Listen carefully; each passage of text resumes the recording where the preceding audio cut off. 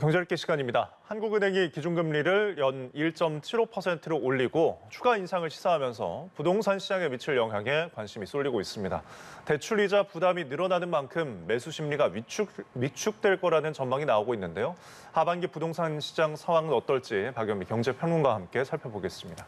어서 오십시오. 안녕하세요. 네.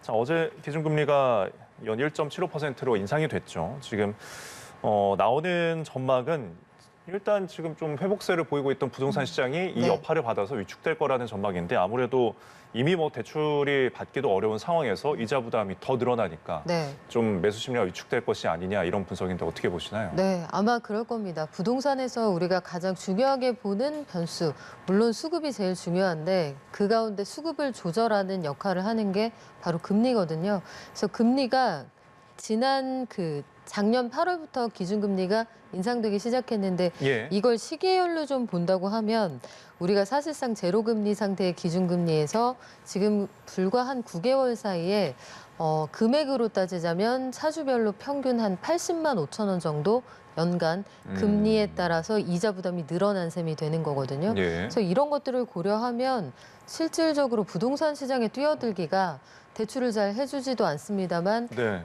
가라고 금리를 할인해 준다고 해도 선뜻 들어가기가 굉장히 어려운 상황입니다. 부동산 시장에 전반적으로 보면 아파트 매매 건수가요. 작년 8월에 4,064건이었는데 예. 올해 2월에는 814건. 차이가 좀 크기도 하고 물론 네. 계절에 따른 영향도 있습니다만 대선이 있었던 3월을 보면 1,437건이었어요. 그리고 4월이 되면 이제 1,714건이 되는데 예. 이런 흐름을 보이면서 소폭 늘어나다가 생각보다 우리 규제가 빠르게 풀리지 않는구나. 그렇습니다. 대출 규제에 대한 기대감이 좀 사그라들면서 5월 들어서는 매매가 끝났다 하고 등록한 게 현재까지는 700건이 좀 넘는 수준이거든요. 물론 월말이 지나고 나도 이 신고할 수 있는 기한이 좀 남아있기는 합니다만 예. 전체적으로 금리는 올라가고 매수 심리는 좀 약화되고 있는 게 통계로 잡힙니다. 예, 지금 부동산 규제 완화 속도 조절 때문에 네. 또 그리고 금리 인상 여파까지 겹친 것 같습니다. 네, 아무래도 지난해 8월부터 지금까지 5번에 걸쳐서 지금 금리가 올랐잖아요. 그럼 그만큼 이자에 대한 부담도 네. 늘어났을 것 같은데 이게 통계적으로는 어떤가요? 앞서 잠시 말씀드렸는데 보통 기준금리가 0.25%포인트씩 올라가면 예. 일반적으로 돈을 빌려 쓴 사람들의 연간 이자 부담이 3조 3천억 원 정도 늘어난다. 예. 기업의 경우에는 2조 7천억 원 정도 늘어난다. 이렇게 추산이 되는데 이걸 사람별로 나눠 본다고 하면 앞서 말씀드린 것처럼 그간 5번 금리를 올린 것만으로도 이미 연간 이자 부담이 80만 원 이상 늘어났잖아요. 예. 그런데 이게 끝이 아니라는 거죠. 어제 한국은행이 기준금리를 2달 연속으로 올리면서 이창용 신임 한은 총재가 분명하게 밝힌 입장이 예. 앞으로도 더 올라갈 수 있다. 이런 내용입니다.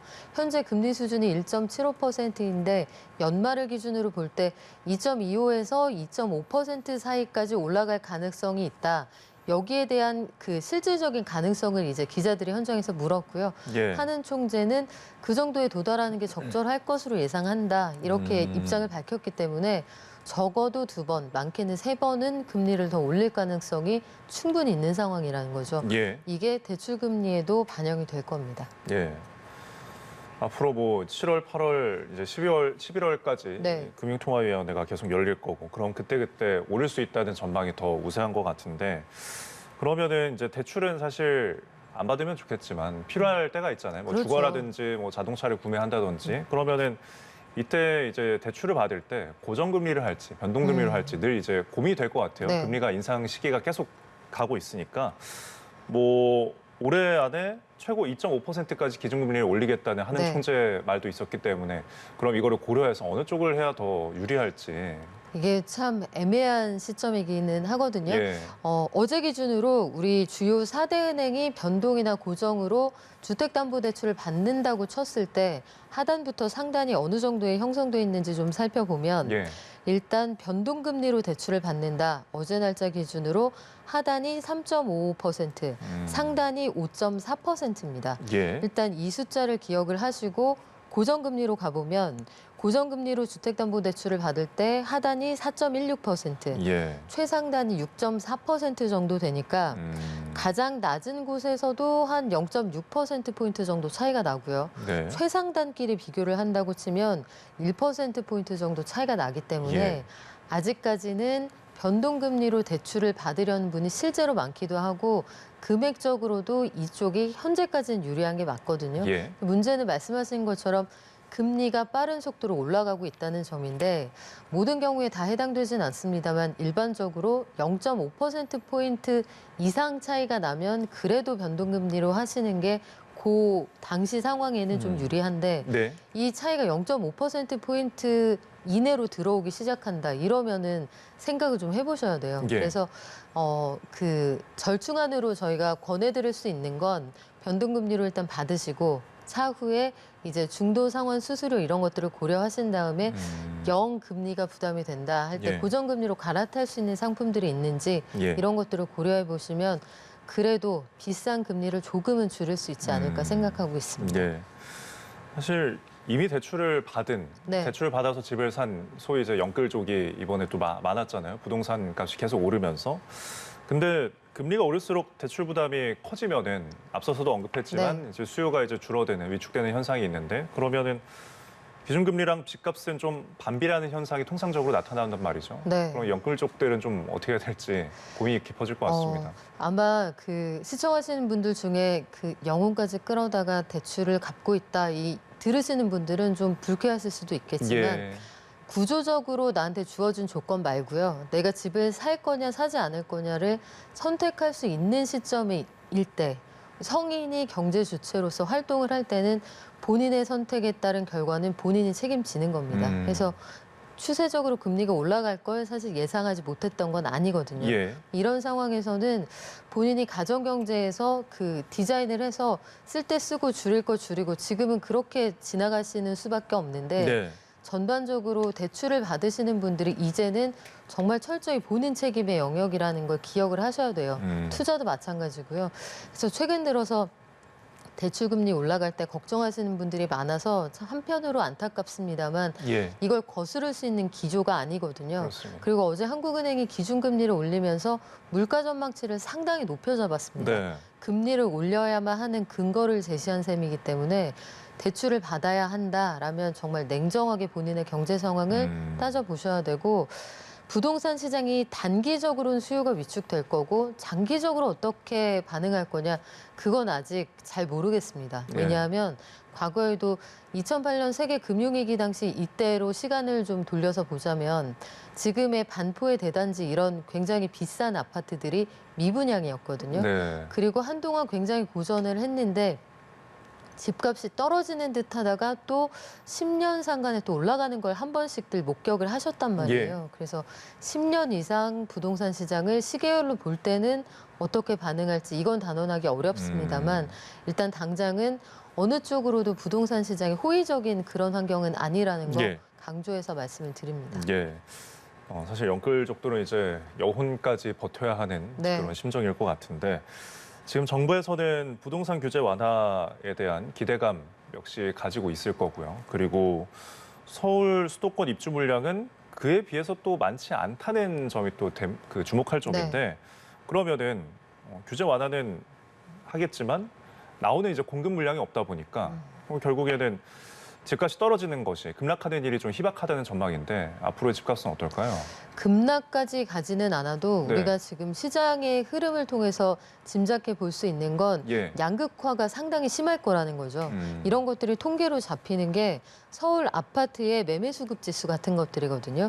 이달 들어서 상황을 좀 봐도 첫 번째 주에는 91.1, 그런데 여기에서 3주 연속 하락했습니다. 예. 이번 주의 지수는 90.6이니까 기준선이 100이거든요. 그래서 100보다 위면 사려는 사람이 더 많다. 100 이하면 집을 팔려는 사람이 더 많다는 거고 양도세를 회피하려는 물량이 쏟아져 나왔다라기보다는 예. 그 물량이 받치는 상황 속에서 아마도 집값이 동네별로 종전 최고가 대비 몇억 원씩 떨어지는 그런 매매들이 성사가 되니까 네. 오늘이 제일 비싸면 내일 팔면 더 손해가 아닐까 이런 분들이 아마 매매 시장에 뛰어드는 분들이 아마 계신 것 같아요. 네. 통계로 보면 서울에 지금 매물로 쌓여있는 아파트 대략 6만 건이 넘었는데 이렇게 매물이 많은 건 굉장히 오랜만입니다. 한 2년여 만인 그런 상황인데 예. 요게 매물이 소화가 안 되는 이유는 두 가지겠죠. 하나는 앞서 말씀드렸던 그 금리 이슈. 네. 대출을 받을 수 있는 분들도 상환 부담이 너무 크다. 다른 한 가지는 이런 상황에서 이 물량이 소화가 안 되면 장기적으로 집값이 더 떨어질 수 있지 않을까 해서 대기하시는 수요가 많을 거예요. 그래서 이분들이 전세 시장에서 전세를 원하시기 때문에 예. 매매 수급 지수는 하락했습니다만 전세 수급 지수는 상승했습니다. 예, 알겠습니다. 자, 다음 주제로 넘어와서 어제 굉장히 이 뉴스가 경제계에서는 좀 뜨거웠습니다. 대법원이 이제 판결을 내렸는데 연령만을 이유로 직원의 임금을 깎는 임금 피크제 무효라는 판결이었거든요. 지금 정년 연장이나 어떤 업무 경감 이런 상응 조치가 없이 그냥 연령대에 대해서 임금을 깎는 건 차별이라는 건데 이 판결에 대한 의미에 대해서 먼저 설명을 해주시죠. 어제 나온 판결이 약 8년여 동안 법정 다툼 끝에 나온 대법원의 판결인데 예. 일단은 이 임금 피크제와 관련해서 모든 제도를 부정하는 판결은 아니었다. 이렇게 이해를 하시면서 사안으로 들어가 보시면 예. 91년도에 한국전자기술연구원에 입사를 했던 분이 2014년에 명예퇴직으로 회사를 나왔습니다. 네. 그리고 이 회사는 2009년에 임금 피크제 도입에 합의를 해서 2011년부터 이제 임금 피크제에 해당하는 나이에 있는 분들은 임금을 깎았어요. 예. 그래서 이 임금 피크제에 따라서 나는 받아야 될 돈을 충분히 못 받았고 퇴직금도 아주 불리하게 산정이 됐다. 네. 이분의 주장은 그거였거든요. 그런데 여기에서 법원이 이 원고의 손을 들어준 이유는 이거였습니다. 종전하고 비교했을 때 나이가 많아졌다는 것 이외에 수행하는 업무의 양이나 품질에는 변화가 없었다는 거죠. 그저 나이만을 이유로 그 임금을 차별하는 건 고령자 고용법하고 부딪힌다. 이 부분을 지적을 한 거예요. 예. 다만 회사별로 이 사안이 모두 다 똑같지는 않습니다. 예컨대 은행 같은 금융권의 경우에는 고령층이라고 표현하기는 좀 그러네요. 예. 고령층은 아니고요. 임금 피크제에 도달하기에 가까워지는 그런 분들은 순차적으로 업무량을 좀 줄이고요. 예. 임금 피크제에 도달하신 분들은 업무에서 약간 강도가 낮은 업무로 순환보직을 한다. 그래서 실질적으로 업무의 성격이 좀 달라진다 이런 주장이 있거든요. 예. 그래서 이번 제도에서 임금 피크제가 정말 제도 설계대로 운영되고 있느냐 예. 그걸 물어본 판결이다 이렇게 이해하시면 되겠습니다. 예. 그러면 사실 기업들은 이제 일선 현장에서 이 임금 피크제를 두고서 어떤 대립 발생이나 또 네. 임금 피크제 자체가 이제 축소되지 않을까 이제 이런 우려가 있는 건데 뭐 다른 사례를 보니까 삼성전자나 LG전자 같은 경우에도 임금 피크제를 적용받았더니 네. 직원이 그냥 뭐 업무는 그대로 가고 그리고 그냥 단순히 이제 임금이 깎였다 보니까 지금 이 대법원 판결과도 또 비슷한 내용이잖아요. 네. 상황이. 그러면은 이렇게 앞서 퇴직한 직원들이 다들 이제 소송에 참여하거나 이런 파장이 있을 수 있지 않을까요? 줄소송 가능성은 충분히 열려 있습니다. 네. 일단 KT 사례부터 말씀을 좀 드리면 전현직의 직원들이 이미 한 1,300여 명이 내가 임금 피크제에 동의한 적이 없고 임금 피크제에 도달한 이후에도 업무량이나 업무의 질의 변화가 거의 없었는데 예. 왜 임금을 깎여야 하는지 나는 동의할 수 없다. 네. 여기에 대해서 사측하고 소송을 벌이고 있고요. 6월 16일에 1심 선고가 나오거든요. 그런데 앞서 제가 말씀드렸던 그 임금 피크제 어제 나온 대법원 판결이 분명히 어느 정도 영향을 미칠 것으로 보입니다. 네. 다만 KT의 경우에는 어떻게 항변을 하고 있느냐.